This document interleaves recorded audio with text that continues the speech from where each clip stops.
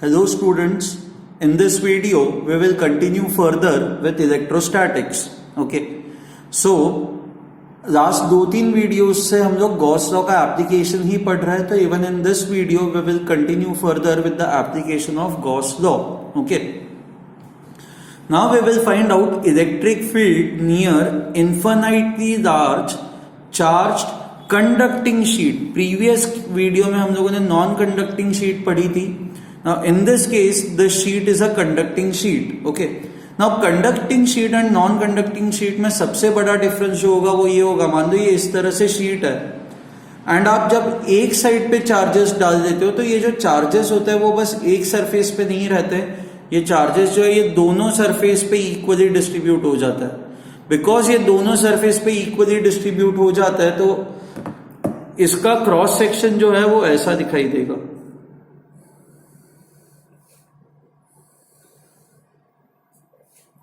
You will have charges on this side and you will also have charges on this side. Okay, now when I say surface charge density, क्योंकि यहां पे जो charges होंगे ये सारे surface पे आ चुके होंगे, so when I say surface charge density, यहां पे ये दोनों surface के लिए applicable है. Okay, surface charge density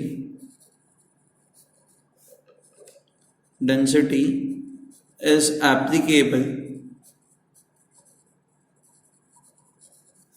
for both surfaces. Okay, ठीक है. Now it is as good as आप दो नॉन कंडक्टिंग शीट्स दो. मान लो एक नॉन कंडक्टिंग शीट ऐसी है जिसके आपने एक ही साइड पे चार्जेस डाले हुए हैं एंड दूसरी नॉन कंडक्टिंग शीट भी ऐसे, और एक मोबाइल फोन कंसिडर करो. ये मेरा हाथ इमेजिन करो, दूसरी नॉन कंडक्टिंग शीट है, इसके इस साइड पे आपने चार्जेस डाले हुए हैं और इन दोनों को जोड़ दो. तो इन दोनों को जोड़ दोगे तो अब ये साइड पे भी चार्जेस होंगे और ये साइड पे भी चार्जेस होंगे. उसी तरह से ये राइट हैंड साइड पे भी चार्जेस है और लेफ्ट हैंड साइड पे भी चार्जेस है. नो आई नो, अगर जो चार्जेस एक ही सरफेस पे हो, सो अगर जो आपको ये फाइंड आउट करना है electric field over here, okay, at a distance r, let's say आपको इलेक्ट्रिक फील्ड फाइंड आउट करनी है, तो इधर आप गॉस लॉ यूज कर सकते हो. आप गॉसियन सरफेस बनाओ एंड फ्लक्स वगैरह वो सब निकालो, या फिर सीधा तरीका ये हमें पता ही है. Let's say this is my surface 1 and this is my surface 2.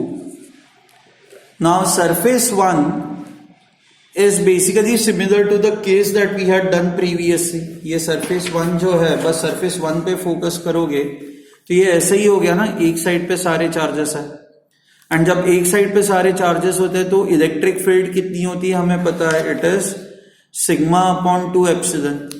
So due to charges on surface 1 electric field at this point will be in this direction. Let's say it is E1, तो हमें पता है E1 is equal to sigma upon 2 epsilon. Similarly ये आपका surface 2 है. Okay, now ये जो आपका सेकेंड सरफेस है, ये सेकेंड सरफेस पे भी तो सारी ये चार्जेस है. ओके, नाउ ये जो चार्जेस है सेकेंड सरफेस पे, ये भी तो इलेक्ट्रिक फील्ड प्रोड्यूस करेंगे एंड इलेक्ट्रिक फील्ड का डायरेक्शन क्या होगा, ये साइड पे electric field will B away from positive charge, ये साइड पे electric field will be in this direction.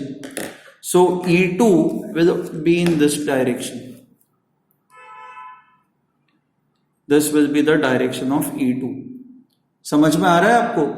Away from these charges. Now E1 and E2 are in the same direction, so in this case your total electric field at point P, if this is my point P, electric field at point P, पहले तो एक काम करते हैं, E2 की value लिख देता है. E2 की भी वैल्यू होगी सिग्मा अपॉन 2 एप्सिलॉन. हमें पता है एक ही सरफेस के वजह से इलेक्ट्रिक फील्ड इतनी होती है sigma upon 2 epsilon. So your total electric field at point P would be equal to E1 plus E2. So electric field at point P is equal to, it will be equal to sigma upon 2 epsilon plus sigma upon 2 epsilon. So electric field at point P is 2 sigma upon 2 epsilon. 2 और 2 cut हो जाएगा, sigma upon epsilon. Okay, so ये जो electric field है it is due to both surfaces, due to both surfaces, that is due to complete sheet.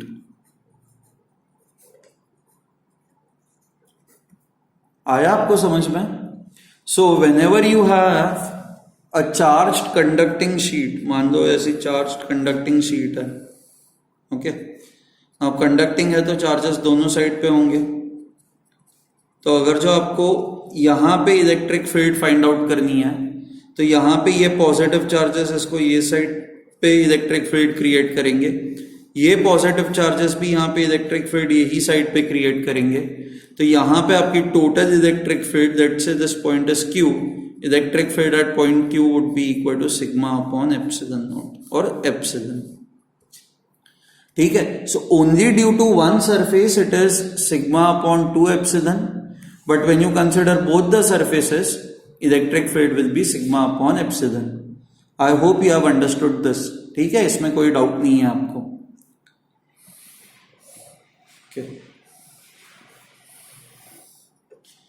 Now what we are going to do is, we'll find out electric field near a charged conductor of any shape. Okay. Now when I say charged conductor of any shape, तो मान लो ये ऐसा आपका conductor है, okay, and इस पे आप charges डालोगे तो चार्जेस जो होंगे वो हमेशा कंडक्टर के सरफेस पे ही रिसाइड करेंगे, so they will come on the surface of the conductor, okay. Now let's consider a point which is very close to this cylinder, and आपको इस पॉइंट पे इलेक्ट्रिक फील्ड जो है वो फाइंड आउट करनी है, okay, point which is very very close to this conductor, okay. So what we will do now is, let's call this point as point P, so you have to find out electric field at point P। ऐसे case में what we will do is, हम लोग I again draw the diagram, ये मान लो ये ऐसा आपका conductor है, ओके, एंड आपका ये जो पॉइंट है it is let's say somewhere over here, तो यहां पे I consider a very small area, okay, and I draw Gaussian surface,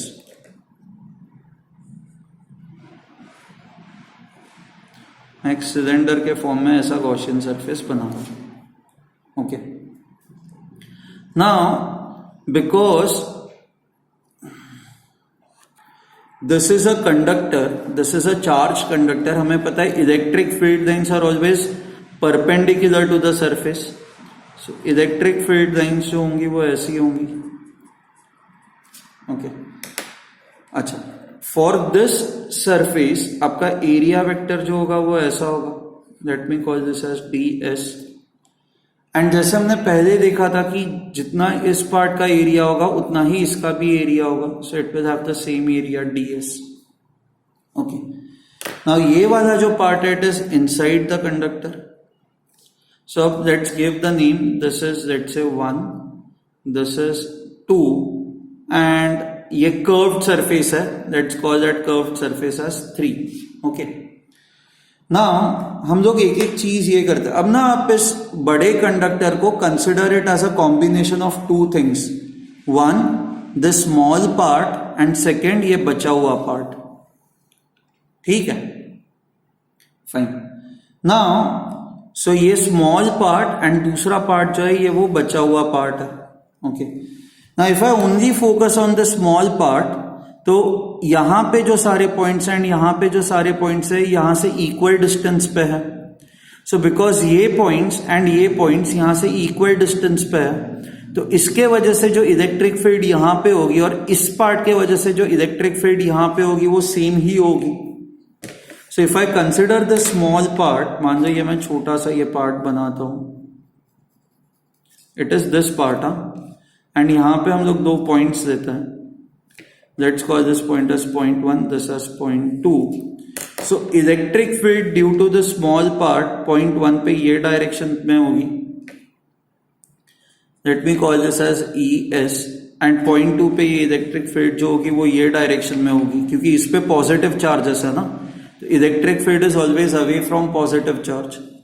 सो यहां पे भी एंड इलेक्ट्रिक फील्ड की वैल्यू सेम ही होगी, क्योंकि ये पॉइंट एंड ये पॉइंट इससे इक्वल डिस्टेंस पे है, सिमेट्रिकली लोकेटेड है इसके रिस्पेक्ट में, ठीक है। So at this point which is your point 2 and this point which is your point 1, electric fields have got this direction due to the small part. Okay, now let's look at this huge part. Okay, ये ना मैंने इस cylinder को magnify किया हुआ है, I have magnified this, I have made it big. Ideally ये point जो है it is very very close two cylinder, मतलब इतना पास में है, तो आपका जो ये गॉसियन सरफेस होगा वो ऐसा होना चाहिए, ऐसा आपका गॉसियन सरफेस होगा। बट इसमें मैं कुछ भी बनाऊंगा तो आपको दिखेगा नहीं, इसलिए मैंने इसको बस मैग्नीफाई कर दिया। Okay, so point 1 and point 2 are very very close to each other, they are very close to each other. यहां पे आपको ये दूर दिखाई दे रहा है, but these two points are very close to each other. Now let's look at the remaining part of the cylinder. Remaining part of the cylinder ऐसा कुछ होगा, ये इतना पार्ट हटा देता है, so remaining part of the cylinder ये ऐसा होगा, right? एंड मैंने आपको कहा हुआ है कि point 1 and point 2 are very close to each other, तो ये पॉइंट 1 है एंड ये पॉइंट 2 है। Now, if you see for this cylinder, for this part of the conductor, for the remaining part of the conductor, let's call this as large part. These two points are almost at the same position, ना, very very close to each other. तो इस part के वजह से ये point 1 पे electric field and point 2 पे electric field same ही होनी चाहिए, because these two points are very close to each other.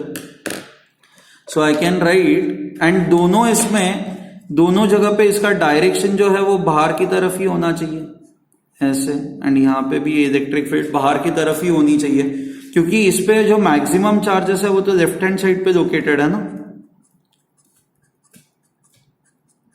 तो electric field has to be away from these charges. Okay, so this is, अब ना हमें direction नहीं पता कि डायरेक्शन ये इलेक्ट्रिक फील्ड का ऐसा हॉरिजॉन्टली होना चाहिए और electric field will have this direction, we are not sure about it, but we can know the direction. कैसे पता चलेगा पता है, ये पॉइंट 2 जो है it is inside the conductor. Now inside the conductor आपको इलेक्ट्रिक फील्ड पता है ना, electric field should be 0 inside the conductor, inside the conductor should be 0।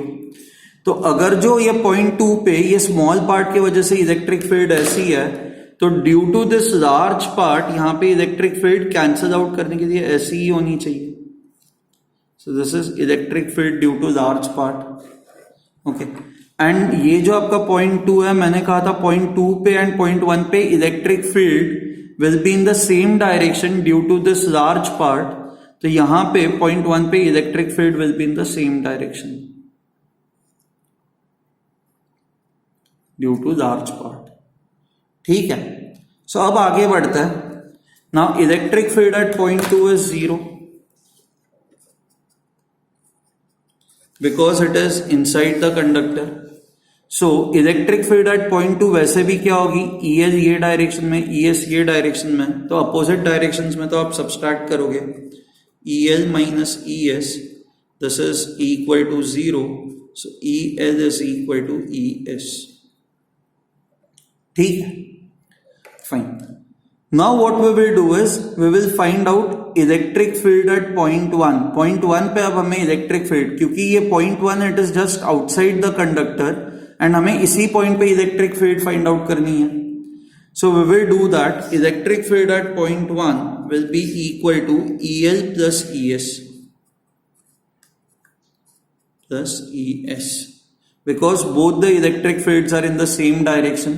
Okay.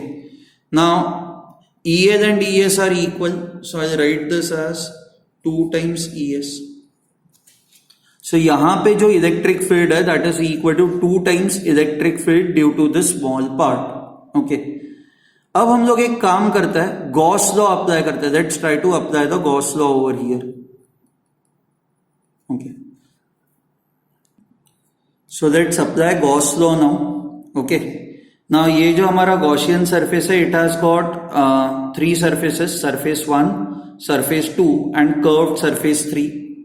अब इलेक्ट्रिक फील्ड जो है वो तो आपकी ऐसी है, तो कर्व्ड सरफेस से कोई भी फ्लक्स पास नहीं होगा ना, क्योंकि आपका एरिया वेक्टर जो है कर्व्ड सरफेस के लिए वो ऐसा होगा.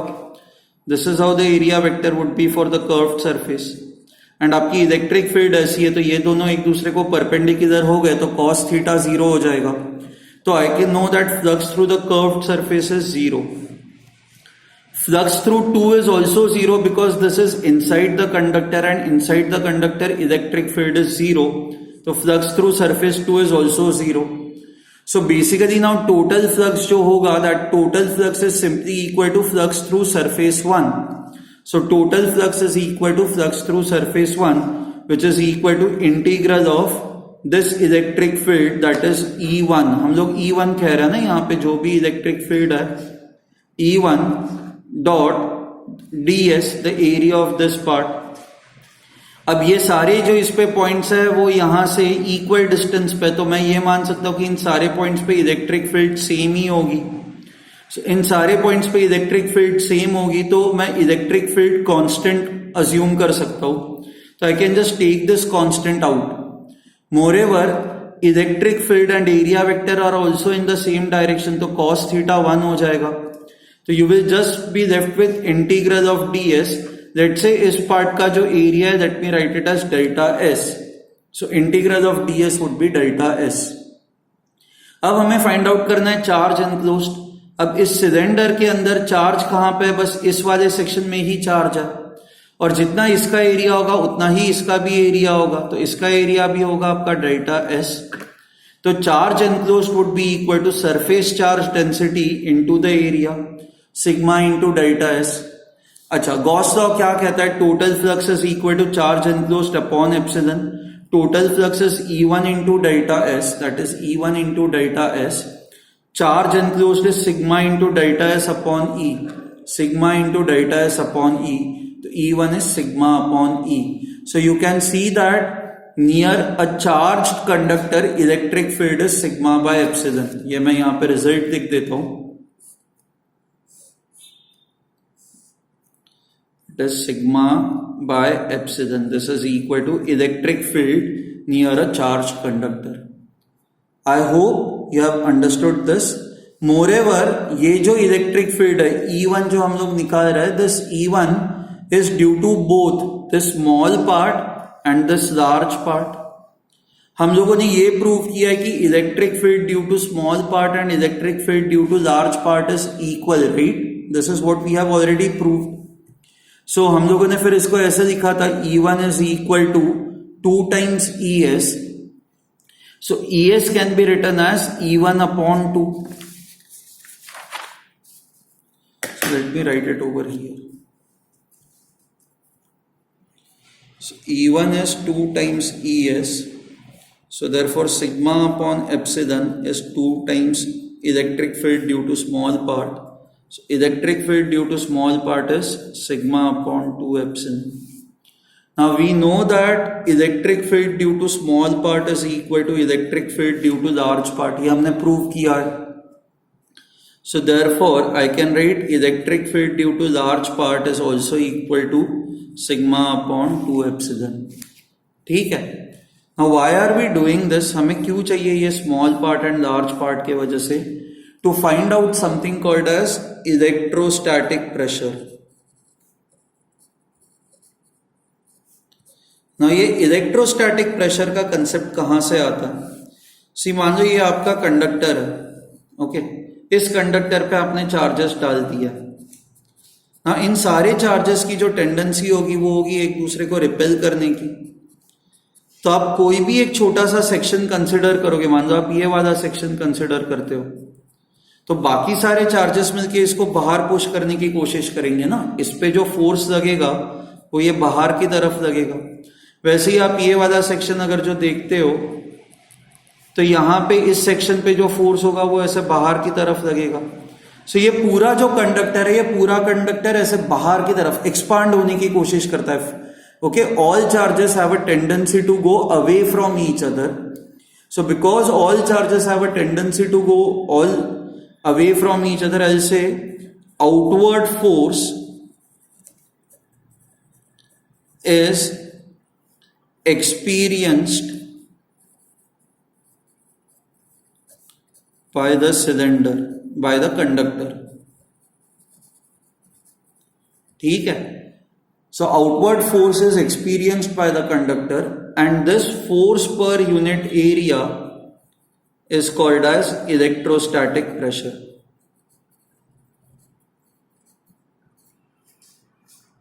Electrostatic pressure. ओके, अभी हम लोग कैसे फाइंड आउट करेंगे? तो हम लोग ना लेट से आपको ये फाइंड आउट करना है कि इस छोटे से सेक्शन पे कितना फोर्स लग रहा है।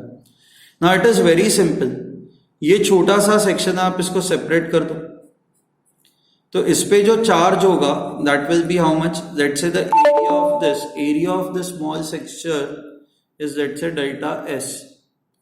If the area of the small section is delta S, तो इस पे टोटल चार्ज कितना होगा? It will be equal to surface charge density multiplied by, एक minute sorry, okay, it will be equal to surface charge density multiplied by the area of the small section that is delta S. अब आप लोगों ने ये पढ़ा हुआ है कि आप जब भी किसी चार्ज को इलेक्ट्रिक फील्ड में रखते हो तो अगर जो मान लो ये इलेक्ट्रिक फील्ड में आप इसको रखते हो तो इट एक्सपीरियंसेस अ फोर्स। अब इस सेक्शन पे इलेक्ट्रिक फील्ड कौन प्रोड्यूस करेगा? ये जो लार्ज पार्ट है that will produce electric field ना, एंड इस स्मॉल पार्ट के लिए ये जो इलेक्ट्रिक फील्ड है, electric field produced by the large part, that will be like external field for this. So आप इसको ऐसे समझ सकते हो कि ये जो आपका बचा हुआ सिलेंडर है वो ऐसा है, ये बचा हुआ सिलेंडर, सॉरी बचा हुआ conductor, I keep saying cylinder, sorry, ये जो बचा हुआ कंडक्टर है ये इलेक्ट्रिक फील्ड EL प्रोड्यूस करेगा एंड इस EL की वैल्यू हमें पता है sigma by 2 epsilon. So this is sigma by 2 epsilon and इस फील्ड के अंदर हम लोगों ने ये छोटा सा सेक्शन रखा हुआ है which has a charge of sigma into delta S. Okay, तो the force on the small part, force on the small part is equal to charge multiplied by electric field due to this large part. So ये जो dF है आपका charge होगा sigma into delta s into electric field is sigma by 2 epsilon. Okay, हमें electrostatic pressure चाहिए that is force by area. So therefore I can write DF by delta s is equal to half sigma square by epsilon. So this is nothing but your electrostatic pressure. So this is electrostatic pressure, जिसको हम लोग कहते हैं force per unit area.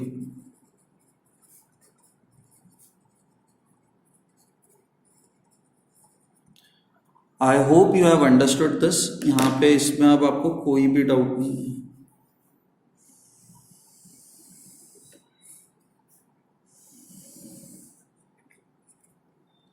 ठीक है, fine.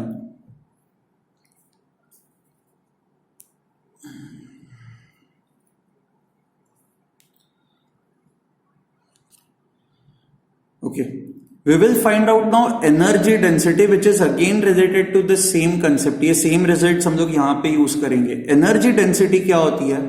सी, आप imagine करो कि आप कंडक्टर, ये सारे चार्जेस जो है ये एक दूसरे को रिपेल कर रहे हैं, करेक्ट?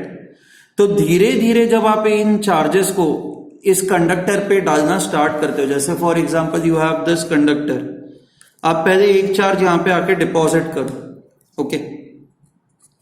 अब आप जब दूसरा चार्ज लेके आते हो तो ये जो चार्ज है ये इसको रिपेल करेगा, बट इसके बावजूद अगर जो आप ये चार्ज को इस पर डिपॉजिट करते हो तो what is happening is this charge is applying force on this charge in this direction, but you are bringing this charge, ये इस पे फोर्स तो ये डायरेक्शन में है, बट इस चार्ज को आप यहां पे लेके आ रहे हो तो it is doing work against the force, okay.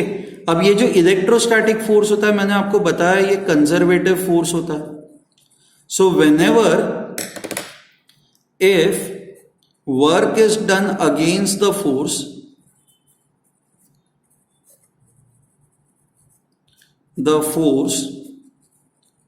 then potential energy of the system increases, right?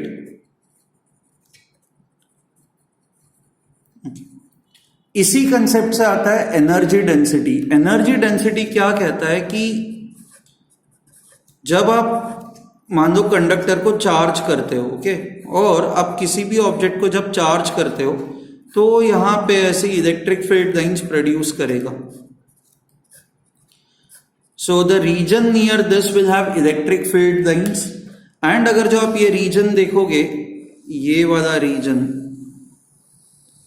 Because यहां से इलेक्ट्रिक फील्ड लाइंस पास हो रही है, यहां पे energy is stored in this reason.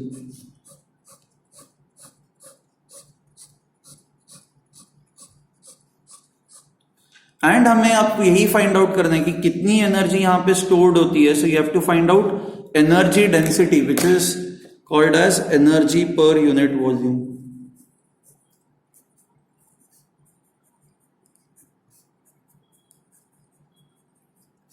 This is what you have to find out. Now how will you do this?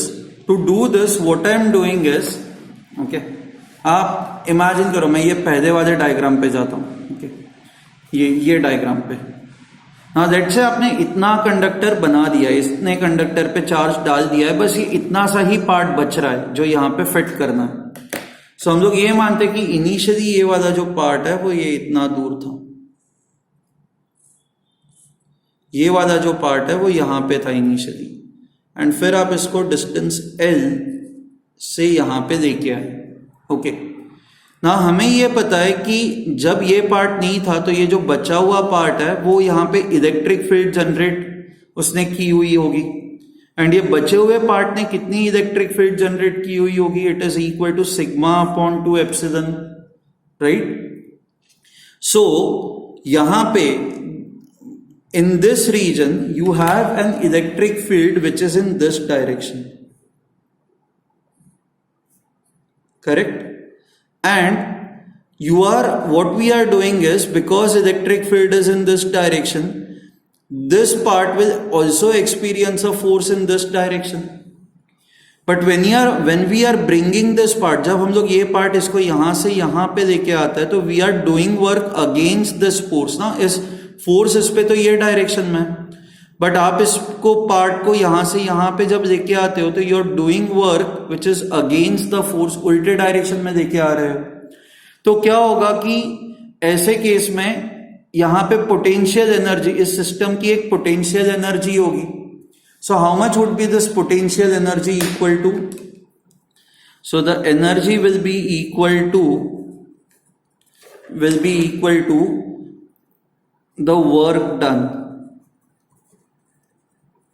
सो जो भी आप वर्क कर रहे हो इस फोर्स के against, that will go and increase the potential energy of the system. So ये work done कितना होगा? It will be equal to force on the object into displacement.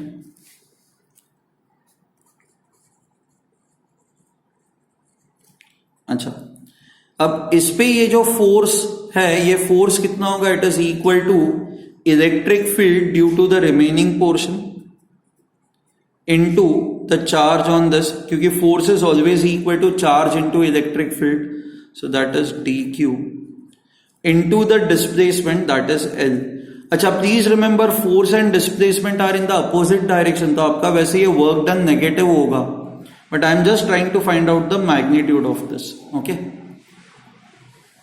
क्योंकि वर्क आपका नेगेटिव है इसीलिए पोटेंशियल एनर्जी जो है वो इंक्रीज हो रही है, सिस्टम की एनर्जी जो है वो इंक्रीज हो रही है. So work done is force into displacement. Force is equal to the electric field due to the remaining portion that is sigma by 2 epsilon. Okay, sigma by 2 epsilon into the charge on this part that is sigma into delta S into L. Now if you look at delta S into L, delta S is nothing but the area of this part and L is nothing but this length of the cylinder. So area into length will give me the volume of the small region, right? इस region का मुझे volume मिल जाएगा. So I can write delta S into L. This is nothing but volume of the small region. Okay, let me write this as dV. So now I can write energy as, therefore energy is equal to half into sigma square by epsilon into dV. हमें energy पर unit volume चाहिए, so it is energy divided by volume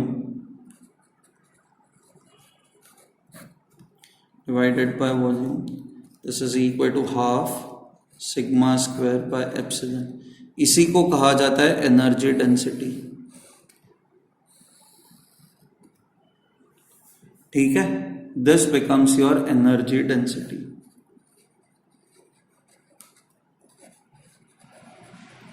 so जिस भी reason में electric field होगी उस reason की अपनी एक एनर्जी डेंसिटी होगी and that is given by half into sigma square by epsilon.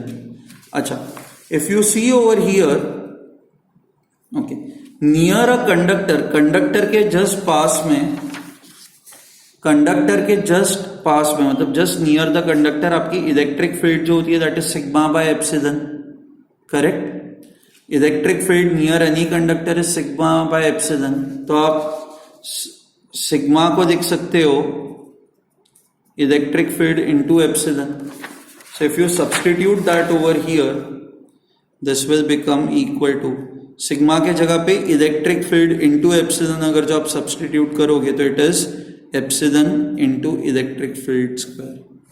ये आपको मिल जाएगा.